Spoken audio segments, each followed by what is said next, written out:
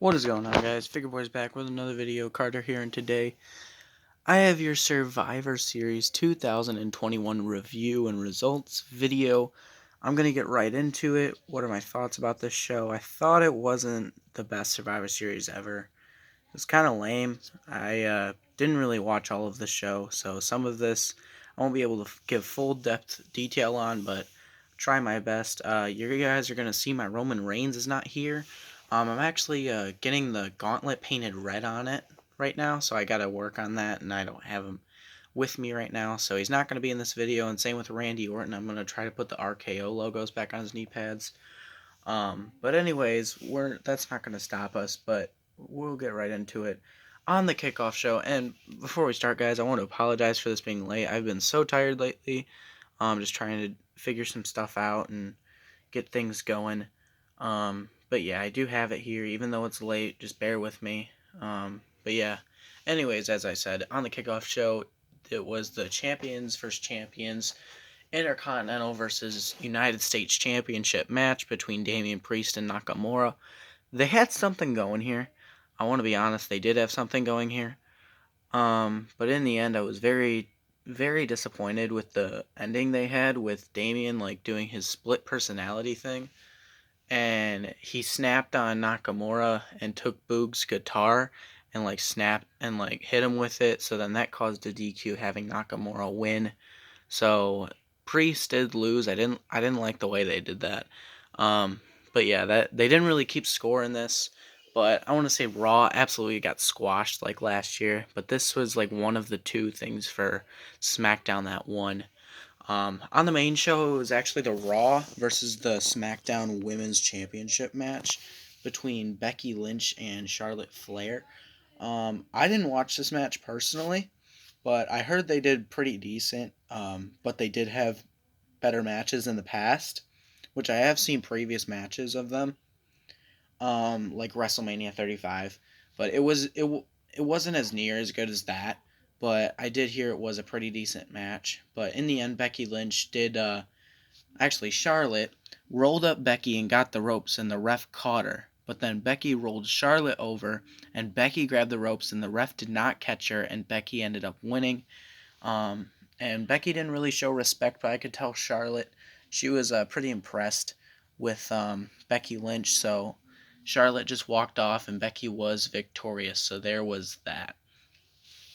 The next match on the card, guys, was the men's 5-on-5 Survivor Series elimination match.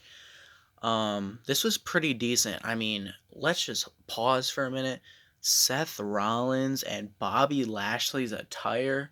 Holy cow, man. Seth came out with like... So, if I have this figure next to me, and I don't know if I do. No, I don't think I have it. Anyways, guys.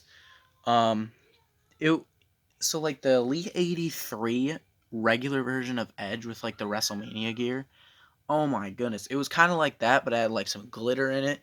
But it looked really cool. Seth wore that, and then Lashley wore all red tights. It was so cool. And then there were times where there was like some pretty odd spots, like Jeff wearing green, and you know, Austin Theory. He wore camo, which looked really sick, but it wasn't red. It didn't really represent. But anyways, everything happened. Came down to actually being Austin Theory, Seth Rollins on Raw, and Jeff Hardy on SmackDown. So Jeff would take out Austin Theory, and it would come down to Seth Rollins and Jeff Hardy. It would have been so cool to see Jeff be the sole survivor. That way he can have momentum, because there are rumors of him fighting Roman at the Royal Rumble or the next pay-per-view, Day 1. And comment down below if you want to see a Day 1 prediction match. I might end up doing it, depends on how it is, but it'll most likely be the Universal title match, unless there is a triple threat WWE title match between Rollins, Big E, and Owens. And speaking of Kevin Owens, when the match began here, Seth and Owens were fighting, and they were like, okay, who's going to start the match? So Rollins lets Kevin take it, and Kevin literally rolls out of the ring and walks out, and he's eliminated. Nice going, Kev. Like, I guess I'll see you in AEW. I don't know. But I don't know that It was kind of off for me, and Team Raw was pretty upset. But in the end, Jeff Hardy would hit Rollins with the twist of fate. Jeff went to the top swanton, but Rollins got the double knees up, and Jeff flipped over and curb stomp right to the back of the head of Jeff. And Rollins picks up the win for Team Raw. The Visionary ends up getting it done, just like he should be, because last year he just like let Sheamus take him out, and he was gone for months. But I'm glad they gave this one to Seth for being sole survivor, and it was really nice. I don't have any figures for this, but the next match was, man, I can't remember what the next match was. I think it was, no, yeah, it was the 25-man battle royal. I do have figures for this one. Everyone was in the ring. A lot of tag teams, which made no sense for this battle royal. It was just kind of lame to celebrate The Rock. And look at that new Rock custom, guys. Look at that. It's actually the basic 100 Rock with a different head sculpt, and I custom painted that tattoo. Let me know what you think down below, but I think I did a pretty decent job for just a tattoo paint job. I think it looks pretty decent. But yeah, they had 25-man battle royal. It ended, and in the end, it ended up being, it was like Pizza Hut something. I don't know what this was. It was kind of dumb. But in the end, it would come down to Ricochet and Omos. And I really thought Ricochet would get the edge here, but it didn't happen. Omos ended up squashing Ricochet on the outside, and Omos gets the victory in this battle royal, and AJ just celebrated with him.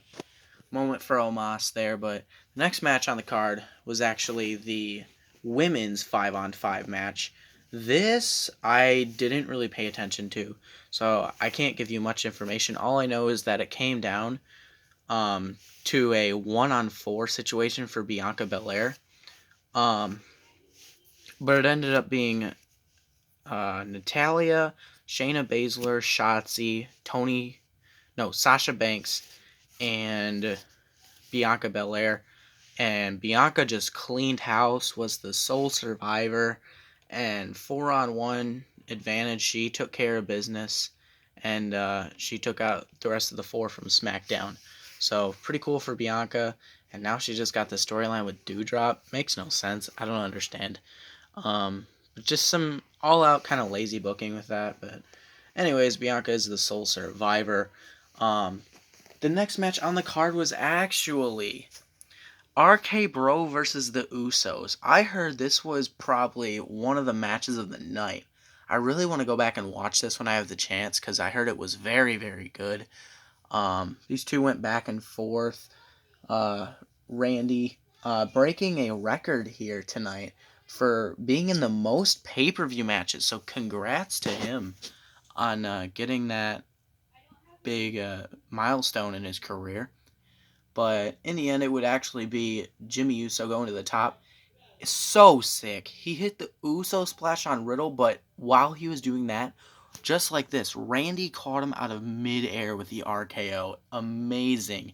If you guys did not see that, you got to go check that out. That was absolutely awesome the way they did it. But they did end it that way with Randy picking up the pin, getting the 1, 2, 3, and RK Bro does beat the Usos clean. Looked really nice. And for our main event, it was Roman Reigns versus Big E, Universal versus WWE Championship. Who was better? And in the end, these two actually did pretty decent. Reigns hit like 3 or I think 6 Superman punches, which was pretty insane. And Roman would go into the corner and do like his little ooh-ah thing, and Reigns would look straight ahead, and Big E would be back to his feet, and like staring him down. It was amazing.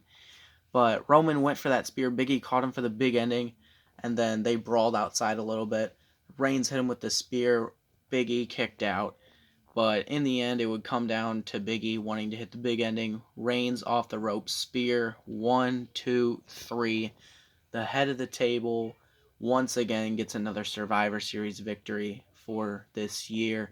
But I heard overall it was kind of a weak show to me. I mean, it was probably like one of my least favorite pay-per-views of the year. Wasn't very impressive. I'm ready to see what they're going to do with this new Day 1 pay-per-view. I'm really excited for the Rumble. I love the Royal Rumble, one of my favorite pay-per-views. We'll definitely do a review on the Royal Rumble. Day 1, I might do a prediction match, but we'll see. But since there's no pay-per-views in December, we're going to get some stuff booted for Blackout. We'll get some explanation on what happened last time and I'm not going to spoil it, so here's a spoiler alert. Pause the video right now if you haven't seen the Doomsday match, but spoiler alert. 1, 2, 3, 4, 5. There you go. You got 5 seconds. But in the end of that match, Bryan threw Roman off of the structure. Remember that. So in this next Blackout episode, we're actually going to get an explanation from Daniel Bryan, why he did that to Roman Reigns, and health update on Roman Reigns, what's going to happen, and then we're going to have Matt Riddle come out, the United States champion, on Blackout, and I think he could have an open challenge, and we'll see what's going to happen, who's going to challenge him, and we also are going to have a brand new U.S. title reveal from Matt Riddle. So I think it's going to be really cool, and you guys are really going to like that new design that I made for the U.S. title. Completely custom made. But yeah, I want to get something new for the Blackout title too, so Roman can debut it. But anyways, guys, expect that, but in December. And this was your Survivor Series review. Hope you guys enjoyed. Subscribe to the channel if you are new, and we'll see you guys next time. Figure Boys are out. The Rock.